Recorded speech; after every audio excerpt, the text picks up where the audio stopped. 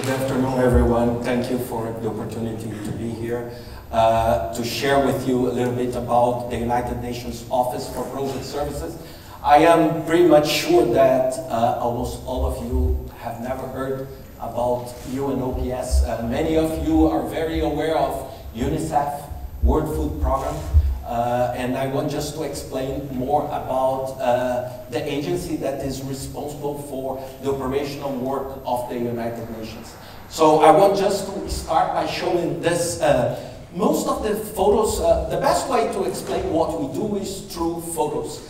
And if not all, maybe 99% of the photos I took myself, okay, to show you a little bit more. So I apologize for some of them not to being very professional. But this is the city of Shahrashan in Afghanistan, in the eastern side of Afghanistan. This was in 2009, and this in 2011.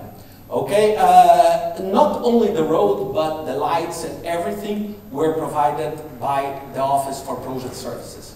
Just to give you a number, the UNOPS built 3,500 kilometers of road only last year, okay? Only last year. This is in Belgrade, Serbia, very close to Belgrade. This was a school, a public school, destroyed during the war on the 90s, and we rebuilt this school. This is the same school. We rebuilt this school to UNICEF. So many of the times when you see UNICEF, for example, is starting and building and opening a school for the kids, UNOPS is the one that builds the school. We come with the bricks and the labor, and we do the operational work. And just to give you numbers, 31 schools last year and 15 universities. This is Port-au-Prince, the capital of Haiti, around 10 days after the major earthquake. This is a place called Montercool, and of course this photo I didn't take myself, okay, but this is one of the UNOPS staff in Montercool just after. This was completely devastated, and the second photo was taken last year. I took myself this photo. This is exactly the same place. I looked for exactly the same place that was destroyed in 2010 to show you. This was a major project called 16-6. It's the recovery of 16 neighborhoods in 6 different areas of Haiti, in a partnership between the local community, UNOPS, IOM, and the government of Haiti. And just to give you a number, last year we did more than 2.5 million labor days for the local people. And just to explain the impact of this, most of the work that we do are basically work of national people. So we try as much as we can. Around 90% of the workforce of UNOPS is based on national and local people. This is Port-au-Prince hospital, funded by the Brazilian government, built by UNOPS. We built 10 hospitals, 16 health clinics, and 7 labs also last year. So just to explain to you what's UNOPS. UNOPS stands for United Nations Office for Project Services. And UNOPS is the operational arm of the United Nations. So, for example, many of you are very much aware of the diplomatic side of the UN, right? The New York building, the very famous building, the Security Council, and all the diplomatic discussions. But there is a major side of the UN that is the operational one. For example, let's suppose that the Security Council approves an implementation of a refugee camp for the Syrian refugees in Jordan. Someone needs to go there with the tents and build the camp. And in probably 95% of the cases, this is UNOPS work. So just to give you an idea, so many of the things you see on the TV, the backstage, so what we are about something like the backstage of the UN. So most of the work we do is on behalf of the sister agencies, also government, NGOs. And we work in basically three main topics. First one, infrastructure. We are responsible for infrastructure projects. So from roads, schools, hospitals, and we are three directors, okay? We have an executive director that is the head of the agency. That is a lady from Norway that reports to the Secretary General. And we have three directors. One is Henrik Linders from Sweden. He's responsible for all the design to make sure that the bridge will not collapse, that we are using sustainable materials, that the maintenance will be simple and easy so local people can keep the road, for example, or the bridge or the public building. We have a second very large area. It's the procurement area that the head is Teresa Barla from Canada. And for example, 1 out of 4 UN cars you see, you know, with the UN logo, were bought through UNOPS, okay? We are the largest non-profit organization of buying cars for the programs. We are also the 3rd largest buyer of medicine for poor countries. So we do this in partnership with the Global Fund.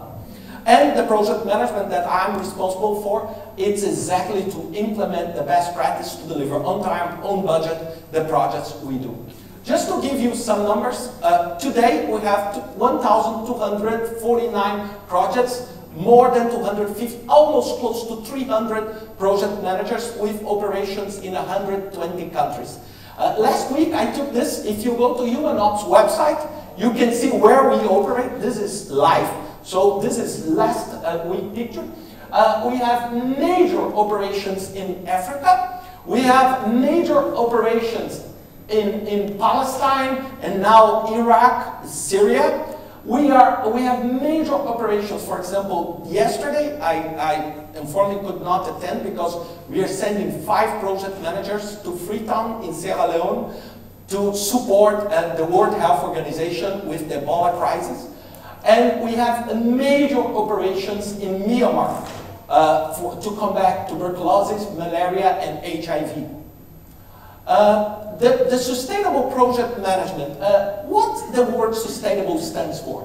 Of course, it's very common for all of you, the word project management. But why we put the concept of sustainable before project management? First, the aim.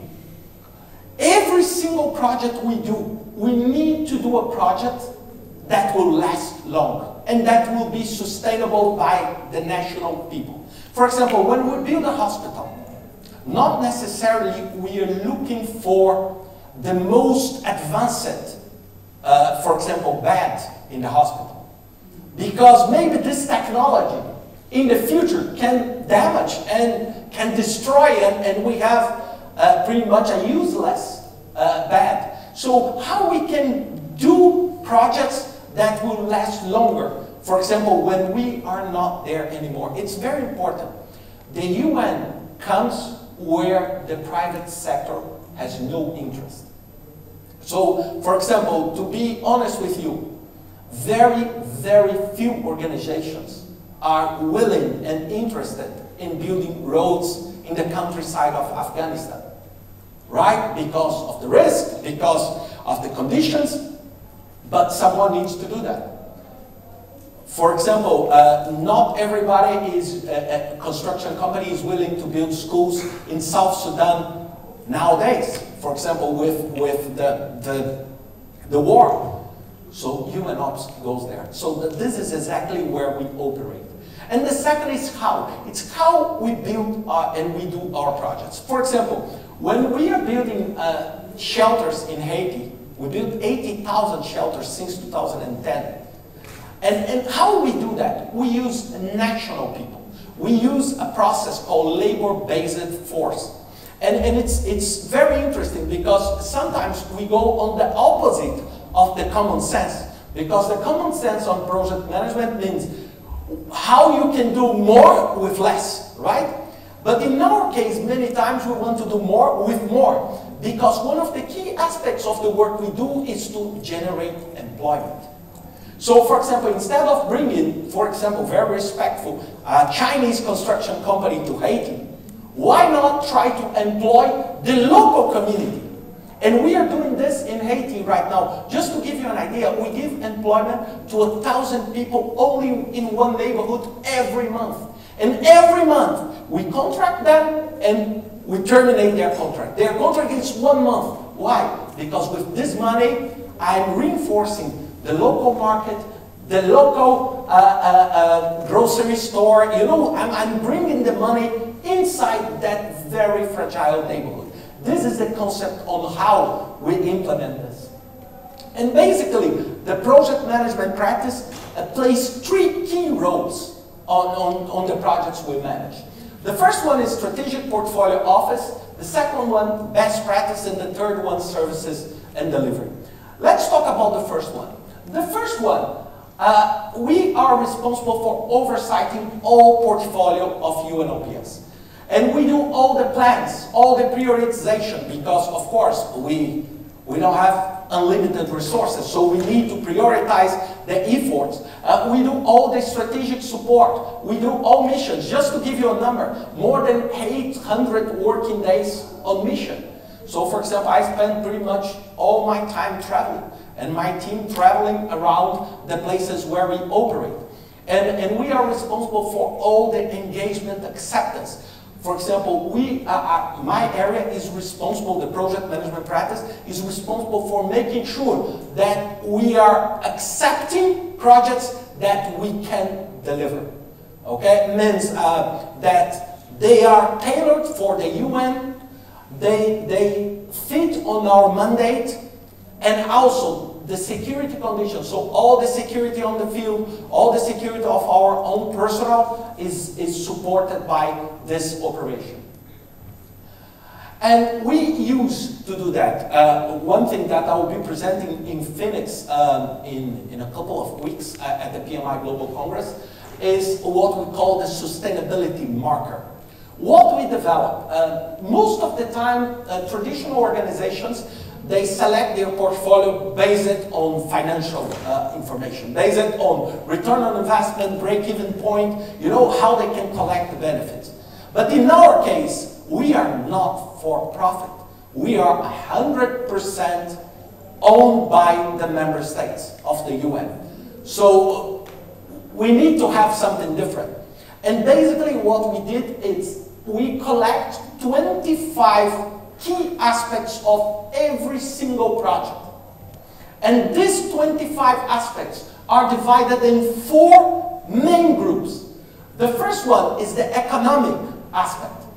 Not economic for UNOPS, but economic for that society. For example, we are building a harbor in Sri Lanka for the fishermen. And this harbor was destroyed by the tsunami. So this is one example. We are bringing economic life to that neighborhood. The second is the environmental.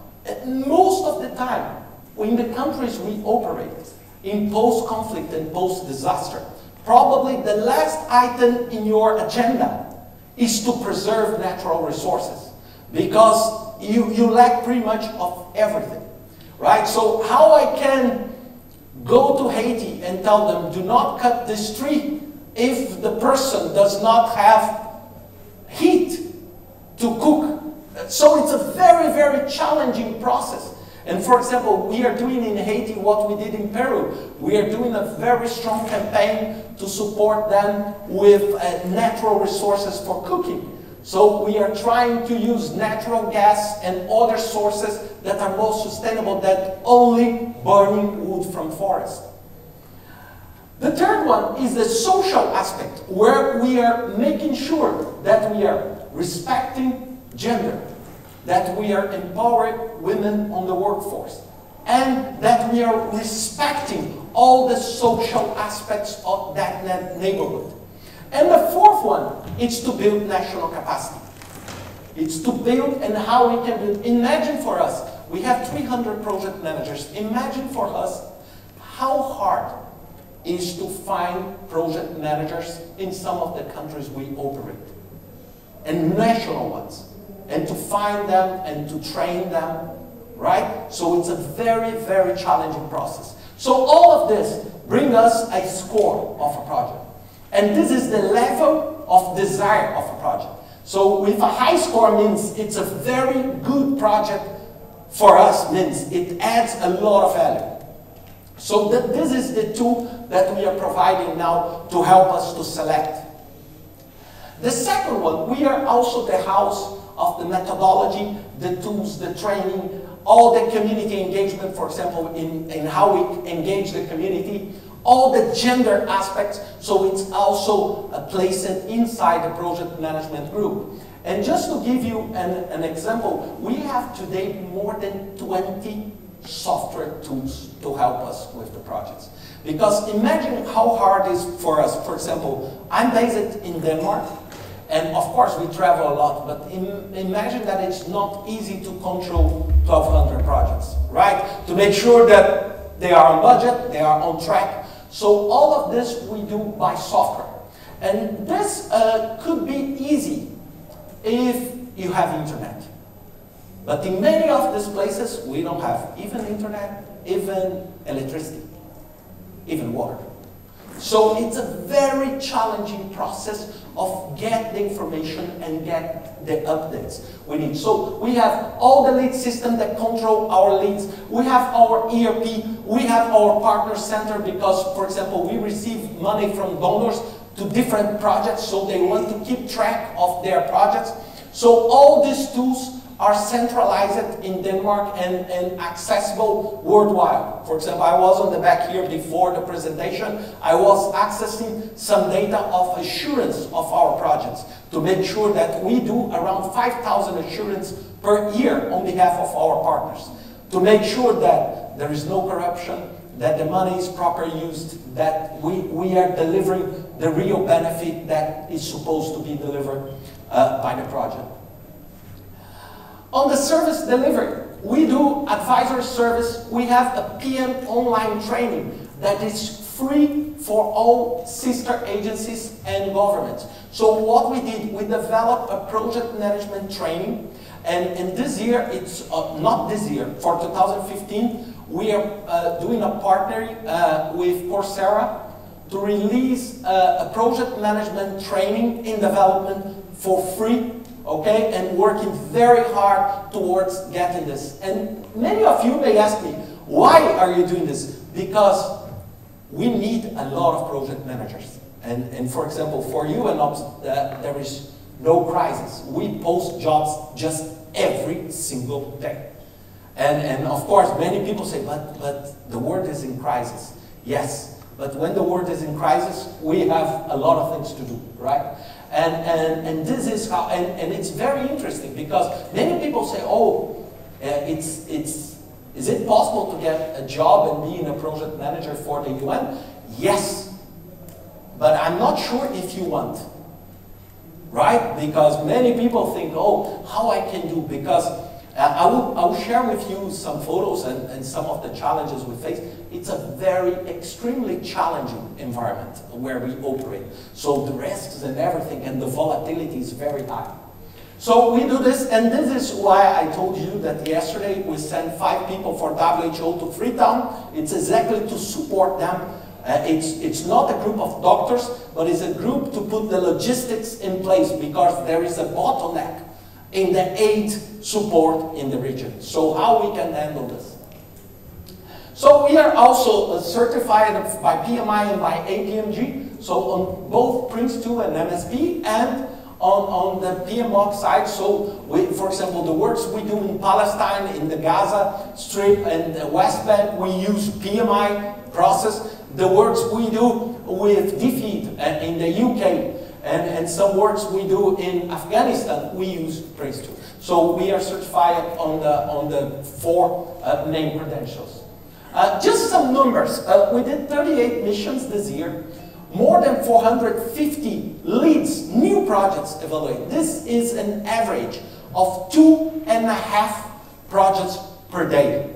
Okay? So maybe you ask me, which is the project of the day today? So the project of the day, not the day today, but the day yesterday, was how we can pay the Somali armed forces. So we are studying a way of moving a truck with $47 million from Kenya to Mogadishu to pay because, and then you say, why you don't send a wire transfer? There is no way. So how we can do that? Imagine if this goes to the wrong hands at the wrong time. So this was the project, for example, of yesterday, and this is a project that UNOPS takes care of. So just to give you some quick examples for you on behalf of the Secretariat. Capacity building workshops. We trained 1,400 people in the government for free. So we travel a lot. We are going to East Timor and to talk to people and to train governments to understand what's project management. 160 project managers trained only this year. 312 certified project managers. We have today an internal certification program where we already have 312 project managers certified. And we did an online training with 1,020 students, and in English, French, and Spanish. And I'm so happy to tell you that in 2 weeks from now, it will be available in Arabic too. Okay, in 2 weeks from now, we are on the very final tests of making this public, and this will be free exactly to support people to understand more projects. And just to wrap up, what makes our projects different? So, for example, what's the difference? Let me just tell you about my life. I come from the private sector in a very, very competitive environment on oil, mining, and banking. And in 2012, early 2012, I received a phone call from the UN talking about this position. And then after talking, of course, to my wife and my family, I decided to move. I'm Brazilian. I decided to move from Brazil to Denmark to carry on this. And what was behind this? Of course, it was not necessarily money, okay? But it was exactly to have a different life experience. Because the projects we operate, the first thing, they are all of them in post-conflict and disaster conditions. All of them, no exception. This is the United Nations Mine Action Service, where we remove landmines. And this is a road in Afghanistan, in the south of Afghanistan, very close to Pakistan. And these people you are looking are UNOPS people. Okay, UNOPS people removing the landmines. So we are responsible for that in 14 countries. The second photo is a very sad photo. This is the eastern coast of Sri Lanka. Okay, and this is a consequence of the tsunami that just destroyed. UNOPS was responsible for building 8 waste management stations that take care of all this trash, and they are sustainable. Why? Because they are run by the local community, and the local community sells the results as fertilizers for the farms. And then with that money, they reinvest and keep flow in a sustainable way of this waste management facility. The second, this photo I took myself, is very remote locations. This is 10 minutes after taking off from Kabul. This I took from the plane. This is where we build the roads. We don't build the roads in easy conditions. So this, and when we talk about roads, we are not talking necessarily about roads for cars.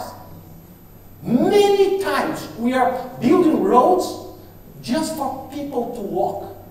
Really, it's just a matter of connecting people with horses, with camels, with bikes. Okay, it's not, because many times when we think about the road, we think about, you know, for example here, Sheikh Zayed Road. No, it's nothing even close to that. And this is where, so imagine you being a project manager living and needing to deliver under these extreme conditions. Extreme work conditions. This photo I took also. This is in Juba, the capital of South Sudan. And look, I am Brazilian. Brazil is not a rich country, right? We have a lot of poverty.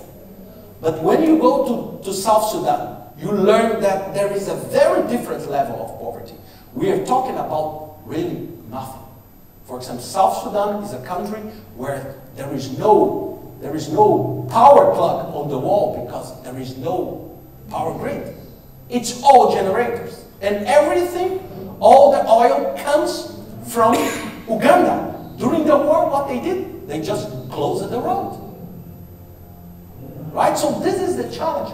And this is the dorm of the project managers.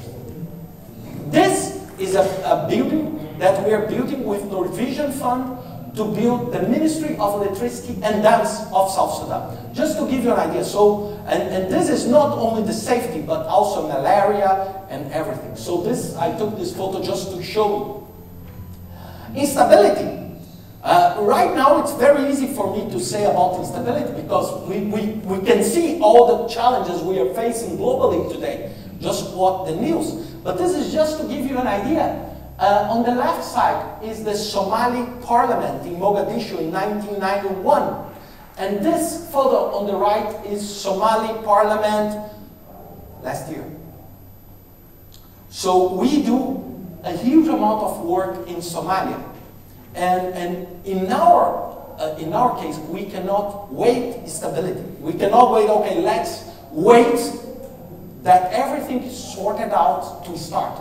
Because people are dying today. So how we can work and be nimble enough in this kind of environment. The other aspect that is a fantastic aspect for me is the cultural diversity. This is our UN compound in Kabul, in Afghanistan. And this is a great colleague, Atik, from Afghanistan. And he is the project manager of the roads I told you. So it's to work with a complete diverse group. And it's a fantastic experience. And I just want to share, it's very hard for you to see, but I have in the whole team around 900 people in my team. But in Denmark, we are 52 people, 26 countries. 26 countries. Okay? We have people from just everywhere. Everywhere. And I cannot put UNOPS people because if I put UNOPS people, it will be 200 countries. But only in my area. I'm talking, if you take my office and do a circle of 20 meters, everybody here is around this circle and 26 countries. So just to give you some information about this cultural diversity. The other aspect that makes our projects very unique is safety. And staff safety, because nobody goes to work thinking that they may not come back, right? And just to give you a number, in 2012, we lost 13 staff members. 13, not 3. So it's a very, very challenging and complex environment. So we need to be, and this is my helmet and this that I need to use in many of the places we go. So unfortunately, many people now see the UN as a target. And we face this all the time. So it's a very, very critical. So imagine that you are in South Sudan and then next day the war explodes. Then you cannot leave the country. Why? Because the airport closes at 5. Why? Because there is no light. So it's a very, very complex environment. And you know, and nobody wants to go to these places to lose their lives. So it's a very complex. For example, today we have around 80 people very close to the challenging places in both Erbil and Baghdad. So it's a very complex scenario that we need to make a decision on how we can help. Logistic and local infrastructure. As I said to you, internet and this, but this is just to let you know. This is Juba, and this is the place where you buy water, because there's no tap water. So the water is bought on these yellow tanks, and build. So imagine that you need to build a building, come in here and buying this water.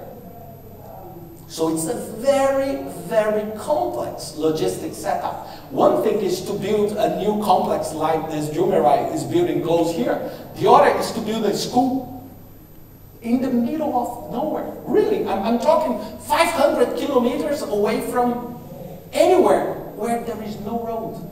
Most of the time we need to build a road to do that. So it's a very complex environment for the work we do. Even to bring the materials, to bring the bricks, you know, and to bring the engineer, the architects to do the work. And poverty, right? Poverty, because one of the things we need to work very close to everybody that are working with us is that this kind of environment, it's very bad for your psychological life, you know, because imagine that you wake up every day seeing poverty. This is Haiti, okay? I took this photo from the car. This is Haiti. This was not a hard photo to take. This, you can take millions in half an hour. Everywhere you look, it looks like that. So imagine for someone being a project manager with all the stress of delivering the hospital, for example. We are building 18 maternity clinics in Haiti for women. For example, just to give you an idea, the situation in Haiti is so critical regarding poverty that a lot of women, they passed away at home giving birth. And do you know why? This is dramatic. Most of the time it's because they don't have anything to wear to leave the place and give birth in the maternity. This is unbelievable, but I saw that personally. It's unbelievable that people stay without any clothes because they don't have anything even to cover themselves. I'm not talking about poverty, I'm talking about nothing, zero in life. So it's a very, very challenging environment. So for you to handle with this every day. And just to finish my presentation, the 5 ways we address. Of course, when I arrived there, one of the things that I started, it's okay, we know we have a human support perspective. But we need to do good planning. We need to do even better planning now because the situation is so challenging that we need to have a good planning. And the first thing that we believe in is that there is no perfect solution. Done is better than perfect. So, you know, when I talk about building homes, it's not the home you think. I'm talking building homes to take people out of the garbage. You know, it's not, I'm not talking a home with a bathroom. This is luxurious things in these conditions. We are talking about at least covering against the rain, okay, against the bad weather. The second, it's impossible to wait for stability to start working. For example, right now in places like Syria, okay, in places like Iraq now, in places like Gaza, okay, we cannot wait. You know, we cannot, okay, let's wait them to sort out all those problems. People are starving, people need to have food, people need to have water, and how we can do this in this conflict environment. The third belief is that problems will happen. Okay, this is for sure. Problems will happen. We just need to be prepared to handle with them. There is not at all a project that is perfect. It's a set of problems and we need to find ways of trying to solve. Okay, sometimes it's a political problem, sometimes it's a logistic problem, sometimes we lose the project manager exactly when we cannot lose, and we need to handle all this situation. Nobody was thinking that the Ebola crisis will become so big 4 months ago, right? This is just an example. Fourth, think long term, but act in a short term. Because many times I see, and of course I'm not a diplomat. Okay, I'm a diplomatic staff, but I'm not on the political side. I'm a guy of operations. And sometimes I get crazy. Imagine how I feel when I go to New York and people are discussing things. And I say, okay, in this half an hour, 100 people passed away. And what else do you want to discuss? So we need to think long term, but at some point we need to take a plane and go there to solve the problem, to find ways of solving the problem. You know, because the crisis is there and it's there now. For example, every single day that we do not act on the Ebola crisis, it becomes worse. So it's a very, very complex scenario. And get most out of limited resources. Many times because of security, many times because of the budget, we cannot have the amount of resources we expect. So we need to work very sharp, and very sharp, because every brick we lose, it's a brick that could convert in something else for people that just have nothing. So it's a very complex scenario where we operate. And all of this, we have an extreme strong support of good project management practice. Extreme. So if you see, just to give you an idea, we have around 300 people certified. We have all the standards implemented, and even with all of this, we have a lot of trouble. Really, a lot of trouble pretty much every day. So this is what I was planning to say to you. This is my email and my Twitter account, and this photo is a very special photo, because this for me is the kind of work we do and the cultural diversity. This is in Juba, South Sudan. The donor is the Norwegian government. On the left is Fayaz, the project manager from Pakistan. Okay? The second one, it's me, Brazilian, living in Denmark. The third one is Shanshan from China, the resident coordinator, the engineer on the field from infrastructure.